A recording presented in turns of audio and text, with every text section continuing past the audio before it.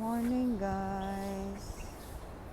Ito naman tayo sa loob ng sa loob ng dump site. At least makapasok ako kasi konti lang naman. Ayaw pang Chinese New Year na lagayan ng mga candy. Ang daming luggage pero wala nang hawakan. Ang ganda pa siya. Natanggal talaga. Ito cute Yan. Uy.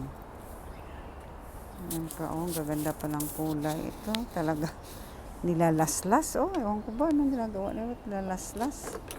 Laslas talaga. Parang sa airport ba. Okay pa yung ano niya. Yan daming cabinet. Ito Ganda buo pa.